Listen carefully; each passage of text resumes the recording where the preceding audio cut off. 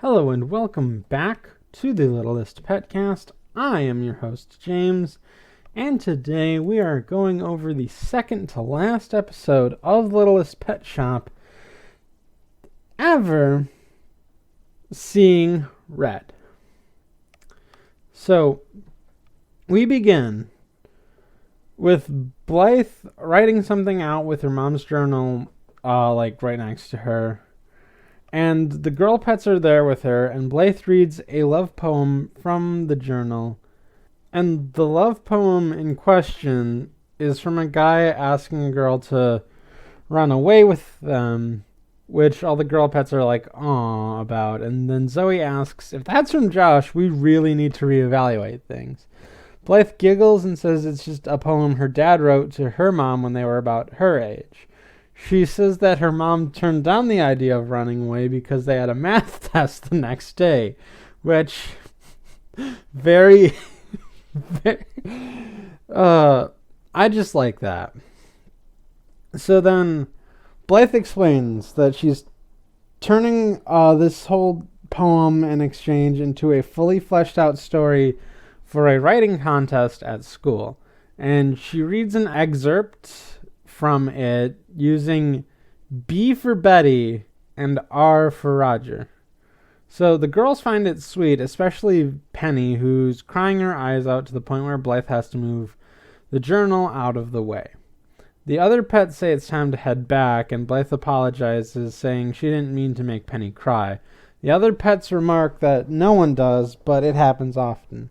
Penny says it doesn't really happen that much, and then Pepper says, "I'm the comedian, but are you joking?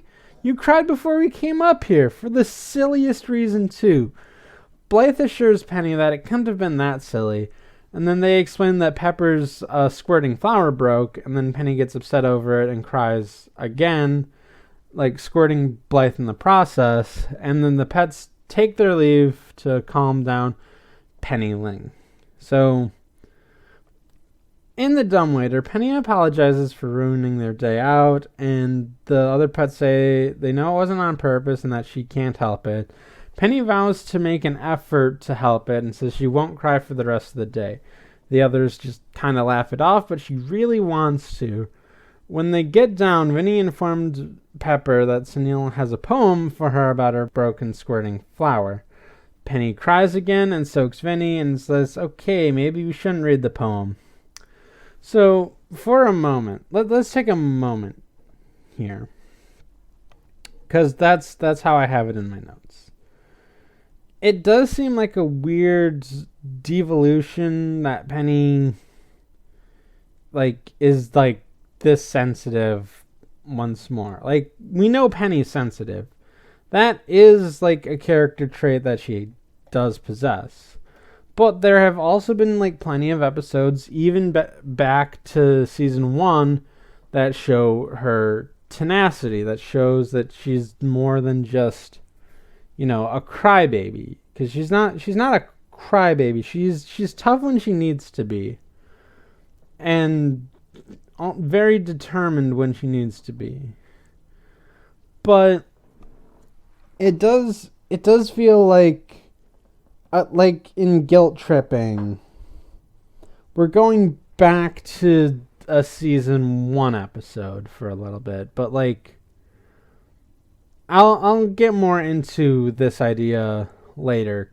Spoiler alert, this is going to be the thing of the episode, because I can't have an episode without a thing, can I? But whatever. It does seem odd for this to play out like it is. So Blythe comes down to the Littlest Pet Shop as a camper is being dropped off. Mrs. Twombly asks Blythe to be a deer and take the camper into the day camp, and then Blythe says that she would be a deer, but who would believe her? And Mrs. Twombly and Blythe have a laughing riot over it as Blythe takes the camper in, and Mrs. Twombly says, "I love animal puns." So she introduces the pets and herself to Scarletta Red, and she opens the carrier sees that Scarletta is a red panda and thinks that she and Penny would, get along well. So Blythe heads back up through the dumbwaiter to work on a writing project. Russell tries to introduce himself, but Scarletta is a bit intimidating. Vinny asks why she and Penny look so different, despite being both pandas apart from their adorableness, and Scarletta takes a little bit of offense and asks if pandas are just adorable to him, and he's like, yeah, kind of. Minka tries to be understanding, but Scarletta says that she can take care of herself, and all of Scarletta's dialogue for like a lot of the episode, and certainly at this point in the episode, is scored with this like West Side Story gang fight kind of music, which is a really nice touch. So Penny sees this and is inspired by Scarletta to become one tough panda. So Blythe continues her writing project and writes more sickeningly sweet poetry, which oddly sounds like stuff Roger would write. So, like father, like daughter, I suppose. So she hears a vacuum going off and looks out to see Roger. She notes that it's the 15th, Roger's deep cleaning day. So she puts on some earbuds and continues working. Meanwhile, Penny asks Scarletta if she's ever cried. Scarletta says that it happened once when someone stepped on her foot, but then again, maybe not. Penny keeps asking her about the subject of like crying and sensitivity and stuff.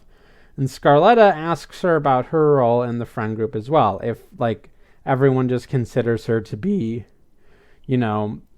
very sensitive and easily prone to crying. Penny does vent her frustrations that her friends only see her as, like, being cute and sensitive, which she is, but, she wants to be seen as more. And then Scarletta says that she needs to toughen up. Penny asks how, and Scarletta invites her to Tough Panda Club. All of the pandas in the city know about it, and Penny says that she doesn't. So Scarletta says that the next meeting is tonight, and Penny wants to go and be like Scarletta. So then Pepper comes up to her and wants to try one of her jokes on Penny because she thinks it might be too harsh, and Penny is a good barometer for that kind of thing. Before Pepper can begin, though, Scarletta interrupts, saying that Penny isn't just a measuring stick for sensitivity. Pepper says that she always has been, but Scarletta says, not anymore. And Pepper gulps, and Penny's like, yes. So, okay, this is where I get into it a little more. So, there are two running theories I have for why this episode turned out the way it did. The second theory I'm not going to present until the end of the episode because that's where the evidence for that comes in. So right now, let's go with the first thing. So my first theory is that they just dusted off an old... Well, okay, both of my theories start out by saying that they just dusted off an old episode to just, like, put it in there and, to just round things out. Because, like Pepper testing a harsh joke on, like, Penny to see if she'll cry, like, is sort of how, like, Penny for Your Laughs, like, played out naturally. And it's not an instance of this is a new writer either. The writers of this episode are the creators of the show, who also happen to write Penny for Your Laughs. So my theory is they just kind of like dusted off this old episode and retooled it because like at this point they had to have known that they were getting like unceremoniously canceled. So my first theory is that they're just doing this because why bother? Because like why should we like do anything if we're just going to end up on the chopping block anyway. And it does feel like that. Now, to clarify, this isn't a bad episode or a bad idea or anything that gets poorly executed, like, in and of itself. It's just the timing of it is weird. It does feel like this belongs specifically in an early episode of season 1. Now, I do think it's a little different than guilt tripping, because guilt tripping feels incidental in how season 1 it is. This feels very, very purposeful. This feels like it was meant to be a springboard for, Penny's character development and, to a lesser extent, Blythe's character development, because of the B story with, her writing about her parents.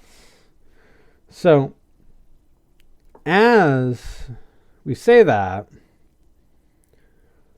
the episode does feature the journal, which was introduced in season 4 and is seemingly important to the episode, but at the same time, there are ways to write around that. They did mention a cleaning day. Maybe Blythe could have been helping out with the cleaning and found these old letters, and in the process, she gets inspired for this, writing contest at school and does, the whole story like that. Problem solved. There is a bit of tinkering going on. I'm not going to say they, copied the script one for one. They did editing to it to make sure it fit as much as possible while still, feeling distant. So that is one of my theories. And I might just go off on this a little more as the episode goes on, because I have it a bit more spaced out in my notes. But my notes are there to help me think and organize my thoughts, and as my thoughts evolve through the process of taking these down, so do how I express them. And just front loading it, one of my theses, instead of spacing it out all over, is just something that changes. But let's get back to the episode. Blythe continues her writing project and writes the segment about how R wants B to run away together, and B says she'll do it despite her father not letting her out past her curfew. Blythe gets a knock on the door and Blythe invites them in. It's young me asking to go get frozen yogurt. So Blythe says yes, and the pair run into Roger. Roger says that it's deep cleaning day, and Blythe reiterates that it's every 15th of the month, and together they say, like clockwork. And then Blythe says that it is pretty clean in here and that she probably inherited your cleanliness gene, which after last episode, I would not be surprised if that was real. But Roger wants to be sure, and Blythe leaves to get the frozen yogurt. And, I will say, I like this episode. I think it's a good episode. Regardless of how odd the placement of it is, it's a good episode. And for moments like this, especially that, clarify how, close and how, connected that Blythe and her dad are, and, how they know each other. well. So Roger checks Blythe's room and says there's probably like 6 hours worth of dust in here. So he begins cleaning and activates Blythe's laptop. So he notes that Blythe must be writing a journal and thinks it's cute. And curiosity gets the better of him, and he takes a peek. He reads the bit about running away and panics. Blythe comes back for her laptop, and Roger denies everything without being prompted. But Blythe takes it and just thinks that it's just Roger being weird. And I also like this because it is an understanding of, like, my dad is weird. Like, she loves her dad. It's just she knows his shortcomings. Much like it's just one of those things. So Roger resigns himself in sadness about Blythe's apparent decision to run away with her secret boyfriend. So, again, I do want to point out, this is where I have it in my notes, just to iterate. There was a previous, like, clean freak thing in an episode. And, again, it is an episode that the creators had a hand in. So, like, to expand further, this whole episode does seem like it's made out of recycled episode parts. Okay, again, guilt tripping just feels season 1 incidentally. Like, this episode feels season 1, like, purposefully. Like, they just took bits of episodes from season 1 and just put it, and like other previous seasons, as we'll get to, and just put it in the episode to make it work. So, going on, Penny talks to Scarletta about how excited she is for Tough Panda Club and hopes the other pandas like her. Scarletta says, and if they don't, they're lost, which Penny agrees with and giggles. Scarletta offers Penny some advice. She tells her not to giggle so much. Penny thinks she can do that, so Scarletta also tells Penny to deepen her voice, and it takes Penny a few tries, but she gets there, but she flops back incidentally, but she goes back, and, when she tries. Scarletta also tells Penny to stand tall and toughen up her face, and this exchange ends with both of them just kind of growling at each other. And, as I was saying, this kind of does match up with, like, Sioux syndrome, where, like, one member of a species, interacts with another member of the same species that seems different at first, but then they grow together, as we'll see later. So, Blythe is then eating lunch with her dad, and Roger says, good thing that frozen yogurt didn't ruin your appetite. And Blythe responds, what can I say? I'm a growing girl. Roger offers to get her some more sweet potato fries, and Blythe is like, sure. So Roger asks Blythe if he knows all of her friends. So, in his, like, panic, he gives Blythe a few too many sweet potato fries, and Blythe asks him to back off and assures him that he does. Roger freaks out a bit, and Blythe says she's gonna just finish lunch in her room, and Roger vows to always be here, even if Blythe isn't. So at first, it doesn't make sense that Roger would react like this, because he's usually supportive in, like, what his daughter is doing. But when you think about it, it does make sense. His wife is probably dead, maybe missing. So he doesn't want Blythe to run away either and just, like, disappear.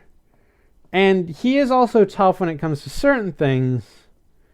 And he doesn't want, like the things that, like, he is in support of are, like, constructive things, or things that help Blythe, grow as a person. He, like, buys back Blythe's scooter because, like, he knows that, like, she needs it, but he also understands that, like, the reason she traded away the scooter was to, help her in her, like, creative endeavor and hopefully turn a career into it.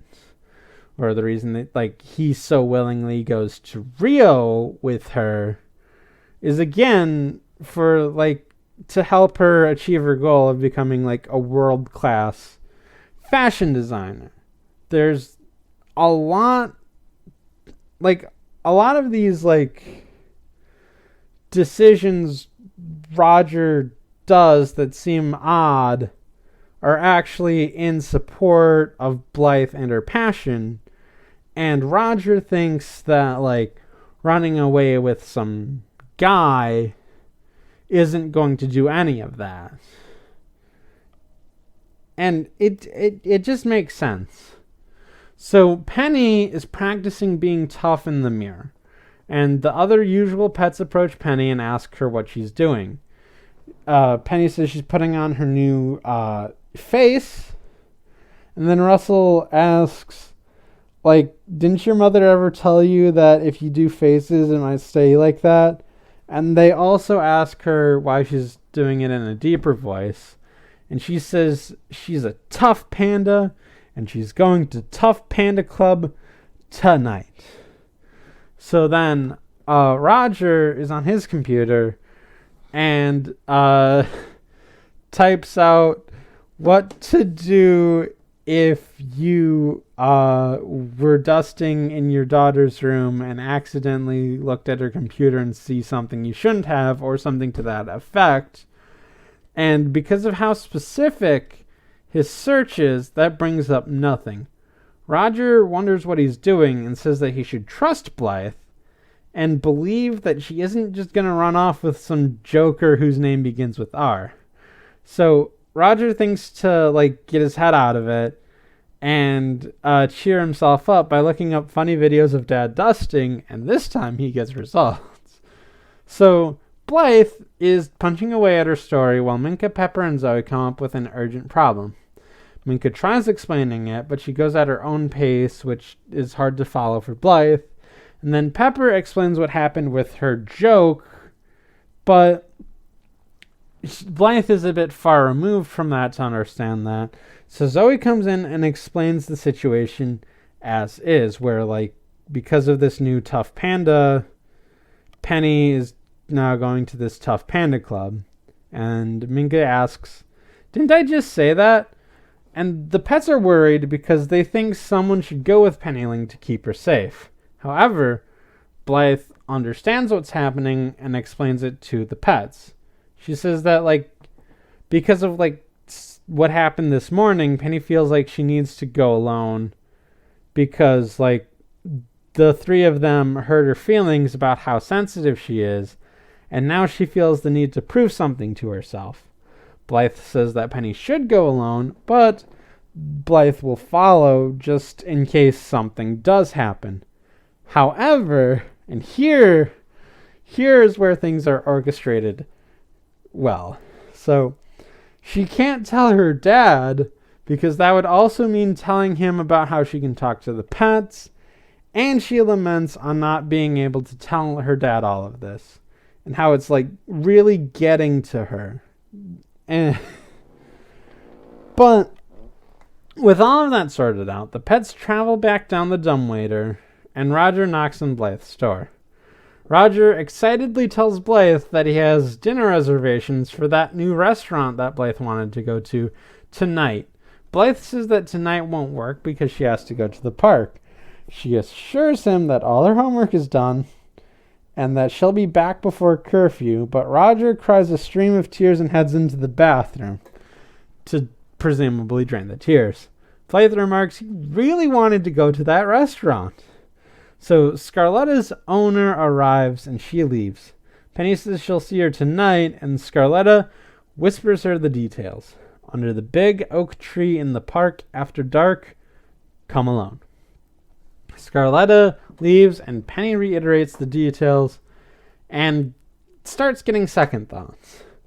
So, Roger is eating salad in the dark, which that's a great sentence, and I love it. And just the image of this, like, middle-aged man just eating salad in the dark because he thinks his daughter is gonna run away with someone, and he doesn't know how to process that, is very good. So Blythe apologizes about the restaurant and asks for a rain check. Roger sadly accepts, and then he offers to drive Blythe to the park, but Blythe reminds him that the car's in the shop.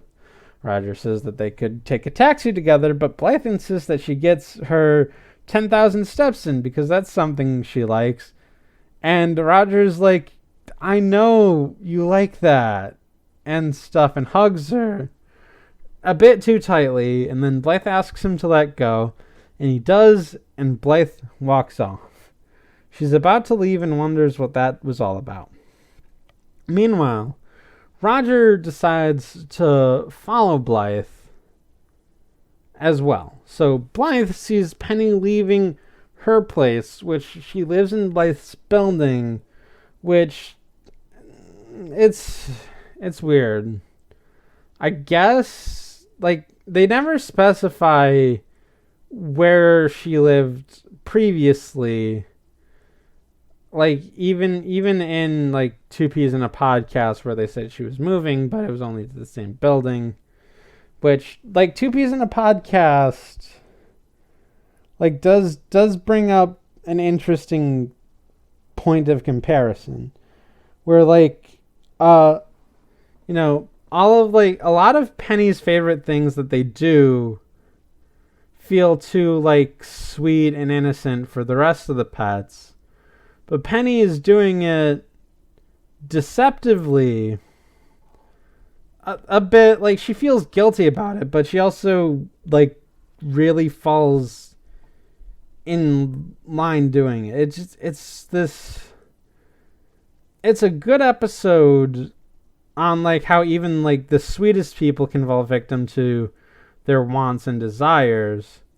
Where, like, this episode seems like Penny Ling well, no, hold on. Because, like, it is, again, Penny Ling falling victim to her wants, but her want in this isn't to just be treated like a queen. It's to be treated with respect, which there's a slight difference. But whatever. Tomato, tomato. Potato, potato. The point is, like,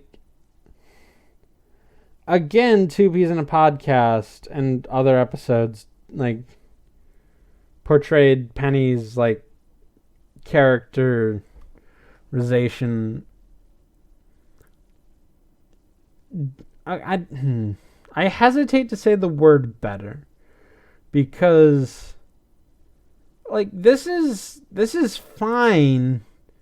It's just so late in the game. Like, this would be fine in, like, early season 1. But this is late season 4. This is the penultimate episode of the entire series. And the fact that, like, something as simple as this is here is the problem I want to point out. The problem isn't anything to do with the script. The script itself is good. The problem is its placement. So, anyway, back to the episode. Penny sneaks out. Blythe is tailing her, and Roger is tailing Blythe. So Penny continues down to the street, and Blythe and Roger follow. So Penny looks around, and Blythe hides behind a letterbox. So Penny continues. Blythe looks behind her, and Roger jumps into an alley and she doesn't see her dad because he jumped into the alley right at the time, so she just kind of shrugs it off. So Roger comes back covered in trash, and Penny gets to a corner and wonders if she can do this. She then imagines herself going to Tough Panda Club.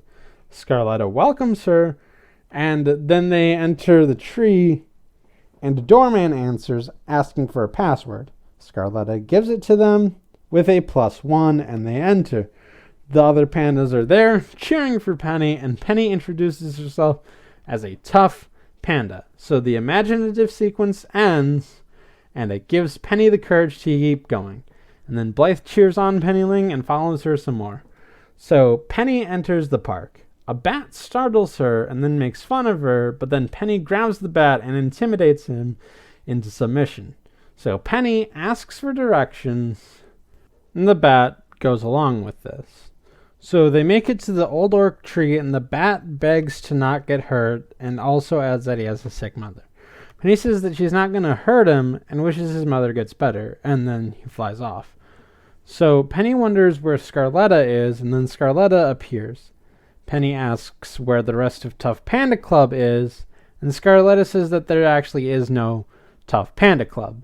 Penny asks why Scarletta lied, and Scarletta answers with the fact that she noticed that Penny needed a little, pick-me-up and, some, self-assertion, so she did this. She apologizes for lying, but Penny says that she shouldn't be sorry because, Penny's not sorry. She was right, and this was good for her. So just a little bit back, just going to pause a second and go back to an earlier line. Specifically, if the other pandas don't, they're lost. That line takes on a new meaning in this instance. Since it's only just the two of them, that is just an affirmation of Scarletta's, admiration or friendship with Penny, and I like that. So then, at this point, Blythe reveals herself to congratulate Penny on proving herself. Penny asks then if it's okay for tough pandas to give hugs, and Blythe says yes, and also adds, I don't want you to stop giving hugs or being who you are, the sweetest, toughest panda I know. So Roger sees Blythe hugging Penny, but can't tell it's Penny, and goes to stop that only to see that it's Penny. Blythe asks what he's doing here, and Scarletta remarks, I hope he isn't here for Tough Panda Club, which is a nice little thing. So Roger explains that he didn't want Blythe to throw her life away for some guy whose name begins with an R. Blythe is confused, and Roger explains that there's a boy named R and a girl named B. So Blythe laughs and explains that B is Betty and R is Roger, and he just read her story. She then questions this. Roger explains that it was an accident that happened when he was cleaning. He then apologizes for reading without her permission and for not trusting her. Blythe also apologizes for not telling him what was really going on, both with, the story and the sneaking out. So they hug it out, and Roger says her mom would be so proud of her. So they offer to go back, and Scarletta begins crying, and Penny asks if someone stepped on her foot. Scarletta says that those two are just so sweet and asks if it's okay for tough pandas to cry. Penny says yes, and they all leave. And it pans up to the night sky, and it ends the episode there. So I told you I had two theories for this. You've already heard this is a resignation where, why bother with a new script when we have this script here and we're getting axed anyway. So the other theory, again, begins the same way. They're just dusting off an old episode and repurposing it. The difference is, to explain the difference in attitude, I need to explain my thoughts on that last shot where it pans up to the night sky. I think that's the hardest confirmation that Blythe's mom is dead the show gives. Because, like, they were talking about how her mother's proud of her. And so it goes up to the sky, or heaven, if you will, to, like, indicate that her mom might be looking down on her. But, again, they never actually say it outright. They never actually say Blythe's mom is dead outright, but that, like, pan up to the night sky, I think is just, like, harder than anything else that they've, like, done up to this point to say that, yes, Blythe's mom is dead. So, what I think happened is, like, they had this episode early on, and then Hasbro was like, we can't make it because that is a hard confirmation that Blythe's mom is dead, and they want to give their audience of children some, like, plausible deniability. So they just kind of shelved it. But now that they were being canceled, they decided to go for it, because what are they going to do? Hasbro isn't going to pay them to make more episodes. So they have that ship in play, so they decided to just, like, put it up there because they really like this episode. So instead of it being a resignation and a why bother, it is a vindication, we get to do this episode that we've always wanted to do, but Hasbro won't let us up until now. And, like, also, like, beginning in season 4, they do play a lot, like, faster and looser with, you know, certain topics, like death. They do, like, hard confirm a few deaths and stuff. And, like, I get, like, Hasbro, like, not wanting to talk about stuff like that with their, like, you know, kid audience, but it is stuff that it does affect them to some extent. And, okay, so just a little point of thing here, point of contention. So, like this show is and always has been on the coattails of My Little Pony Friendship is Magic. And, like, I doubt that there is anyone who watches it without comparing the two immediately.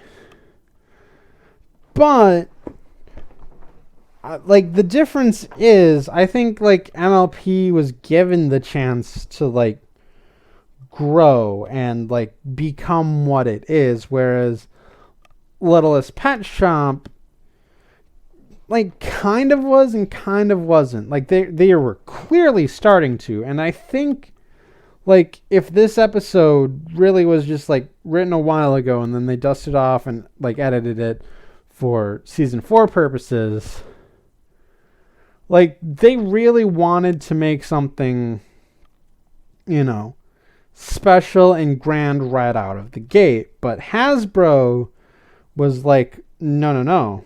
We got to keep it simple. Got to get them in. Got to hook it. You see? But it didn't work because not as many people were getting hooked, so it just got canceled. And that's my theory on it. That's how I think it happened. I don't know this for sure. I am not a, like, investigative journalist when it comes to kids' TV shows, but you hear stuff like this a lot. It's an educated guess. And I feel like they wanted this show to be something, like, bigger but they couldn't do it right away because, like, as much as I like MLP, it did not, like, live up to the hype it got until maybe season 3 or season 4. At least at the earliest. I maintain later seasons are better, with the exception of season 9, but that's not a conversation I want to get into right now. And, like, seasons 1 and 2, while good, are simple, but yet it raked in, the fans, and that was allowed to grow because of it. Whereas, like, and Hasbro saw this and think, oh, maybe lightning will strike twice with Littlest Pet Shop. So they do this, like, keep it simple, and then you can grow as it goes on. But it didn't get the same spark, even though, like, they clearly wanted it. Like, no one wanted this to happen. It just so happens to have happened like that because, like, something about it fell apart. So my theory is that, like this was an early season 1 episode they wanted to adapt, that they wanted to, like, put in season 1. And Hasbro said no, so they just shelved it and then, like, used the scrap parts to make other episodes. So instead of, like, this being made up of recycled episode parts, it becomes that, like, this episode was broken down and recycled into other episodes. But then, on the verge of being canceled, they pulled out this script and said, hey, we really like this script. We're going to go for it. This will be one of our last hurrahs that we finally get to air this, and Hasbro can't and won't say no. And I love that idea, and I think I'm going to go with that idea. Now, it could be that this episode was just written at the time of, in production of it. But I don't think that makes sense at all. I honestly believe this episode to be, like, just, like, written, like, as part of season 1, but then it got shelved for one reason or another, and then it came back. Because it doesn't make any sense if it was written alongside the rest of season 4. To me, it just doesn't. It's too early for it to be an endgame episode. But I like the theory better that this is a, like, take that to getting canceled by the LPS crew, because that is great, and I really like that. And honestly, like, in general, this episode it's a pretty good episode. Let's take out the placement of this episode for now and say it was placed in the right position. I would say this episode, like, really tackles, like, what makes Pennyling a good character, what makes Roger and Blythe a good duo, and it just, and the two of them together in this work really well. But the fact that this is the penultimate episode of the entirety of the show has me asking, like, questions on why this is placed where it is, why Penny seems to have regressed. It really is just the Penny plot. Like, the Roger and Blythe plot, like, could still fit in this. But, like, the Penny plot of her, like, wanting to be tougher is where things get confusing, because we've already seen it. We've already seen Penny, like, striving to be tougher or, you know, being tougher. We don't... That is my only contention with the episode. I've been at this for a while now. So, I think you get what I'm trying to say. And I will end this episode here. So that is it for this episode of the Littlest PetCast. Leave your comments and reviews on Shout Engine, on Apple Podcast, on the Google Play Store, and wherever else RSS feeds go when they go out to the park in the middle of the night. And be sure to tune in next time for not the final episode. Instead, I have something else planned for you next time on the Littlest PetCast. I will see you then.